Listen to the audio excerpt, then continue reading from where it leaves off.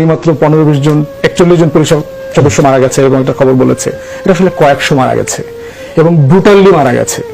পুলিশের লোকজন আমাদেরকে বলেছে জবাই করেছে আপনার বিভিন্ন জায়গায় পুলিশ সদস্যদেরকে রাস্তায় ফেলে আন্দোলনকারী লোকরা জবাই করেছে। যাত্রাবাড়িতে একটা লাশ দেখেছে ঝুলিয়ে রেখেছে, এরকম ডজন ডজন লাশ ঝুলায় রাখছে। আমরা শুধু সিরাজগঞ্জে একটা থানায় পোড়ায় মারছে 13 জন 14 জনের কথা জানি, পোড়ায় মেরেছে আরো অসংখ্য পুলিশ সদস্য আছে, কিন্তু পুলিশের জবাইয়ের খবরগুলো আসে নাই পত্রিকাগুলোতে। সেই কিন্তু পুলিশরা জানে। পুলিশের ফায়ারিং এ কম লাগছে, এটা সিভিলিয়ান ড্রেসে হাতে 7.62 আপনারা নিজে দেখছেন 7.62 মানে 7.62 রাইফেল। এখন ইনভেস্টিগেশন করার ম্যাসিভ ইনভেস্টিগেশন দরকার। যদি মেট্রো রেলে আগুন না দেওয়া হতো, যদি পুলিশদেরকে না মারা হতো, তাহলে বিপ্লবটা তো সহজেই অর্জিত হতো নাকি ফ্যাসিবাদের পতন নিশ্চিত করা যেত না? হৃদয় আমাদের ভারাক্রান্ত। আমি এই পুলিশে আজ 23 বছর একসাথে কাজ করেছি। কিছুদিন আগেও আমার থানায় ছিল, সে আজকে নেই। আসলে আমাদের পুরো পরিবার, আমার পুরো পুলিশ সদস্য, আমরা সত্যিকারের ট্রমাটাইজড।